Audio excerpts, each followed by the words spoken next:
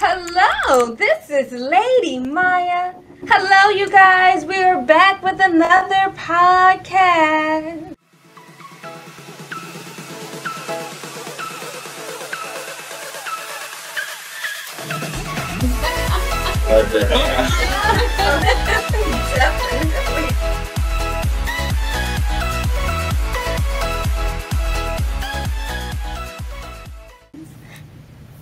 So, you guys, I am with Bekah George.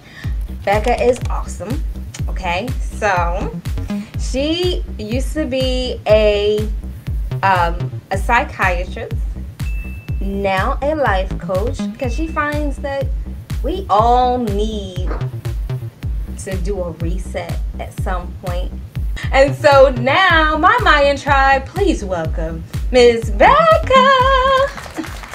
Hi! Oh, beloved. Thank you for having me. I'm so excited to be here. Yes, I am excited for you to be here. So, beloved, tell my Mayan tribe, what is the name of your business? Yeah, so my business is called Sheer Vision Coaching. Ooh, okay. And can you please tell us what exactly you do? Absolutely. So I have been a mental health therapist for a really long time, about 13 years, and I kind of woke up one day and said, you know what sets my soul on fire? I don't think it's therapy. I think it's really helping people to get to the next level. And so I started thinking about what exactly I wanted to do and kind of reinvented myself. Even though therapy is the only thing I've ever done, I was like, you know what? I really want to do coaching, and that is where I want to come and hold the hand of people who need to go into the next level, who want to go into the next phase in their life, who feel like there's something missing in their life, where you look at your life as a puzzle and there's those pieces that are missing and they feel like there's something not there. And so I love helping, especially people who give of themselves, moms, therapists, coaches, people who volunteer at church, those types of people who are constantly giving of themselves, for me to come alongside of them and say, how do you take care of yourself emotionally, mentally, spiritually? And I take those tools that I learned as a therapist and I kind of coach and guide into creating the most on purpose and intentional life possible. Wow, girl, deep. I love it. It sets my soul on fire. I could talk about it for hours. Yes. No, you know what? We almost did, y'all. We did. But it's an awesome thing. Well, we have so many stressors all the time, pulling us, constantly telling us to take care of those things and not ourselves. And it seems like it's selfish to take care of ourselves when really it's the most selfless thing we can do, because then we can give to others when we take care of ourselves first. True. That's probably why I was on E, huh? Yeah, you've got to. Get some sleep, girl. Hydrate. Take care of yourself. Still on E. No, I understand. I'm going to work it. I'm going to get some gas soon. Good. Definitely. So what made you come to the conclusion of doing this big move? Honestly, it was kind of a mixture of feeling like there was something missing for me, feeling like there was, more of a purpose in what I was doing. And then also kind of a nudge from the Lord that I felt like, hey, this is the direction to go. And then on top of that as well, feeling like a lot of my clients had kind of gotten stuck in therapy, where some of them wanted to be in therapy for years. And there's nothing wrong with that, but I felt like they were kind of just stuck in their pain instead of like, let's move forward. And it becomes very emotionally draining, especially after 2021 or 2020 and 2021, where the majority of my clients are sad and depressed and having all of these mental health issues. Before, I would say my clients, 20% were struggling and 80% were doing well. And this last year, now it's like 80% are struggling and 20% are doing well. So that takes a big toll on me emotionally as well, because I'm holding space for all of these people and I'm loving them and I'm encouraging them, which is great. But at the same time, it takes a lot out of you emotionally. So that's kind of like just accumulation of all those things made me realize there's something more for me than just therapy. Girl, I'm telling you, it's we never thought it was going to be this bad. We couldn't even imagine. And I mean, of course, we read the Bible and it tells it's going to be way worse. But at the same time, you never picture what that looks like. Yeah. You know? And you're like, but if this worse than this, oh, Lord, we ain't going to make it. Right. Those people like, and there's just no way to prepare yourself for, especially extroverts, people who really need to be around other people, who all of a sudden couldn't be, right? Yeah, and then also people like, we had a lot of relapses, people who are in, treatment and recovery, who no longer had their support systems or their healthy coping skills that they've worked on for years to get, because they didn't have access to that anymore, and it just fell backwards. Marriages who they didn't realize, I don't like you all that much when I got to spend 24/7 with you. All of a sudden, this is different. You know what I'm saying? I mean, so many marriages that ended because of the pandemic where they were like, we cannot stand each other now. Right? Just a lot of things that you were not prepared for. Right. I think therapeutically, you do need to be away from each other to get a chance to absolutely each other. Yes. And us being that involved for that long, that was over a year. Yeah. That was a long time. And like, you're sitting there, and I mean, the littlest things could really annoy you. Yes. You're like, I never really liked it, but I hate it now. Like, I cannot, and I'm ready to lose it. Like, oh my God, if I gotta hear this anymore, it's gonna be a whole problem. Nope, been there. Right. Right. So yeah, that's what made me say, you know what? I really love helping people figure out where they want to go and not focus as much on where they've been. Not that there isn't a time and a place for that, because there is, but I just love it. And then I love being able to help those people who think, oh, I'm fine, I'm strong. But those are the ones who need it the most. True. It's very true. Because, we've learned, growing up, I don't know, I'm not exactly sure how old you are, but I'm 35. Oh, bless your heart. Okay, so, folks over 40. So we get to the point where our parents taught us never to let people see you sweat. Yes. That was a big thing. And I guess mostly in my environment, it was mostly like that, because, we were churchy. Ooh, super churchy. And if you didn't live up to that expectation, it was a problem. Absolutely. And I was just like, first off. Right. This is too much pressure, okay? I can't handle all this. Thank you. It was sad because there was so much of it, and there was so many people saying whatever they wanted to say, because you are supposed to represent the church. Right. This is why I have such a passion for people in the church, because we're told you have this responsibility that is unrealistic, right? And so I actually was, when I went through a divorce, I was married to a youth pastor. And it was incredibly difficult because people came at me very judging and very unloving. And they had no love or compassion for me. It was just, a lot of judgment. And that's what I don't want people to experience. I want people to experience wherever you are, God can meet you there, or wherever you are, you can come and get help without feeling like you have to be a certain way. Right. It was a lot of pressure. It was a whole lot of pressure. What are you finding with the people that you're able to talk to now? I'm finding that a lot of them are terrified to open up. They're terrified. I mean, I actually started this because I have several friends who are pastors' wives, and they would call me and they would say, can we just talk for a little while, because I have no one else to talk to.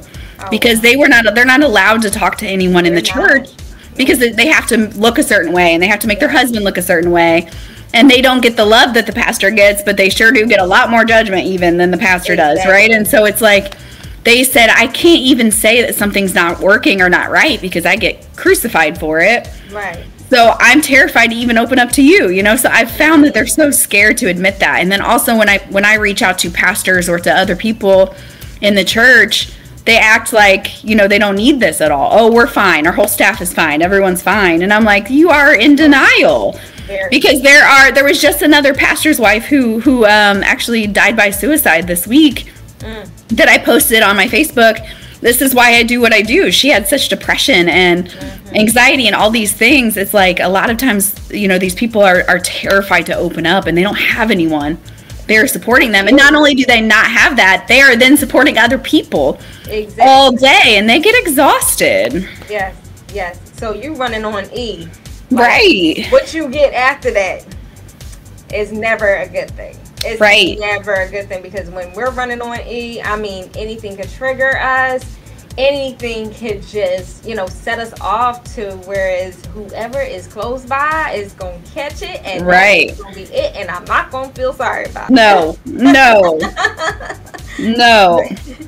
and that's the thing, is that people believe a lot of times that the way that other Christians have like treated them is how Christ is, and that's not true at all. And that's what happens, is we get pushed away from faith, from belief, from church, because people treat us like crap, right? And so it's like, and then we're like, if that's what God is, I don't want any part of that, you know? Exactly. Right. But I think this is awesome. So what do you think that your passion will take you? Man, so I am so excited. I really genuinely believe that I am going to have like some really big things happening, that God has big plans for my life. And so, and I'm sorry if I like having trouble breathing right now, because I'm like, you know, I'm sick right now, but I usually don't sound like this. But I really have this passion to help as many people as possible. So what I would love to do is to open up my own coaching services with people underneath me.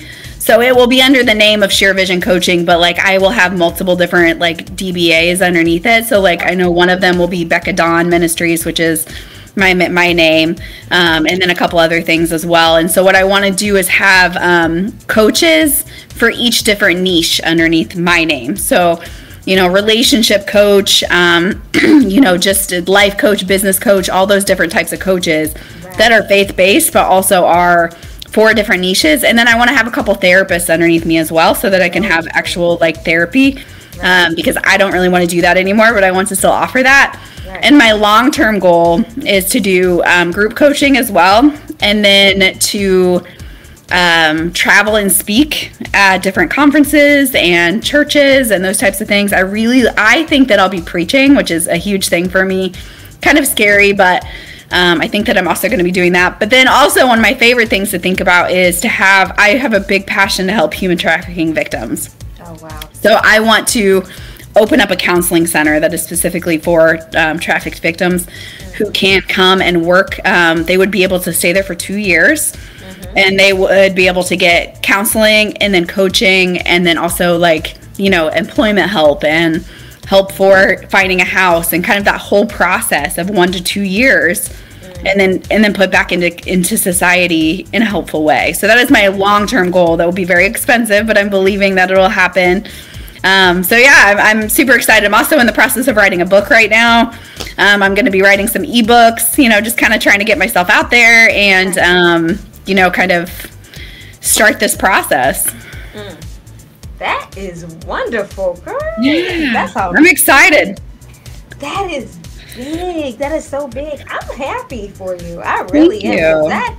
I mean, to have such a vision, a really big vision like that, you know that was ordained, because ain't nobody else trying to do all that. Right. And it's definitely, I keep telling God, I'm like, Lord, I don't know how this is going to happen, because just the ministry for the trafficking victims alone is going to be like $1 million. You know what I'm saying? I don't know where that's going to come from, but my Father does. You know what I'm saying? So I just sit back and do what I need to do. You know, I hustle hard, and that's all I can do.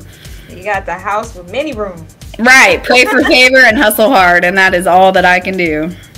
That is amazing. I'm excited for you. I really am. Thank you. Like, this is a great thing. So what, I'm going to ask you this. Yeah. What can you say to my Mayan tribe, just in regards to, what they may be feeling, how they may, be able to talk to someone, or, even if you can't talk to someone, I know I'm giving you a whole lot, I'm so sorry, but even if you can't talk to someone, a reason why they should. Yeah. Okay. Yeah. So two things. Number one is an intentional life doesn't happen on accident, right? It doesn't happen overnight. It doesn't happen with no intention. And so really, like, the first thing is ask yourself, am I living an intentional and fulfilled life? And when someone says, what does that even mean? It means when you look at every aspect of your life, do you feel fulfilled? Do you feel like you are growing? Because we should be constantly growing as people. Right. And one thing that the Lord has been speaking to me recently is that we shed skin like a snake, right? And I used to think that snakes only shed skin once every, year or once every other year. But they actually do it about 8 to 12 times a year. And it's because as the snake grows, the old skin doesn't have room anymore, right? And so it's kind of like that with us as people, where we have to make room for the new growth. And so it's like asking yourself that question, am I growing? Right. And if I'm not getting closer to where I want to be, and I don't have very defined goals, right, then maybe I need to get some help to get that. Sure. And then the second part is the spiritual piece. Am I hurt from something spiritually in the past? Am I not connecting to God in the way I used to? Am I confused about something spiritually that I may need help from? Is there something that maybe isn't taught from the pulpit that I would love to know about? Right. Is there things that I want to walk through that maybe I don't trust other people to walk through with me? Right. That I can take someone's hand and walk through that hard times, right, to go to the other side. So those are the two things that I really think someone can ask themselves if they say that coaching might benefit them. Ooh, I like that. Okay, so for those that don't believe, that still are struggling, yeah, what would you say to them? Absolutely. So, I mean, I work with people of all faiths. Of course, I come from a worldview of Christianity, and so that is my lens that I look through. And I always tell people that, so I'm always upfront with that. But when it comes to people who don't have a faith or who don't know what they believe, or maybe who have very clearly what they believe, but it's not the Christian faith, it is still, how do you live a designed and purposeful life for your beliefs? How do you live that for what you believe? I may not be a good fit for someone who is maybe, agnostic, or someone who is atheist or something. I have worked with people of all faiths, but typically a lot of times when I do work with people, they are Christians, is because that is a big part of my belief system. But anyone, no matter what, can benefit from coaching to say, how can I get to where I want to be? How do I set myself up for success? Because what happens is a lot of times, we look back, it's almost September, right? I mean, it's going to be September any day. I mean, really, we have like 3 weeks left of August, and then it's going to be Christmas, and all of a sudden it'll be 2022. Like, right, life happens like that. Mm-hmm. And I remember as a kid thinking that Christmas to Christmas took so long. And now I can't believe it's almost Christmas again, basically, right? And so it's like, as we get older, it's so easy to just blink our eyes, and we're so much older, and we haven't come any further than we were 5 years ago, 10 years ago. And a lot of times we get stuck in patterns that aren't our fault, but they're from previous trauma or from situations, in which case maybe you want to seek therapy first, because therapy is more for, working through that previous trauma, working through mental health disorders. And then maybe you want to go to coaching to say, how do I get to where I want to be so that in 10 years, I don't even recognize the person I am today. Right.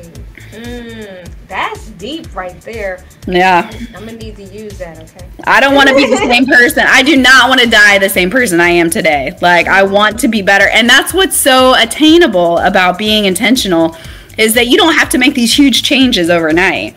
It's these little micro habits, these little tiny things that we can create, that if you get a coach and you get someone on board with you to say, how do we create these little things? So if you want to get up at 5 a.m. and really right now you only get up at 10 a.m., how do you start to slowly do that? Well, you set your alarm for 9:55, and then a few days later you set your alarm for 9:50.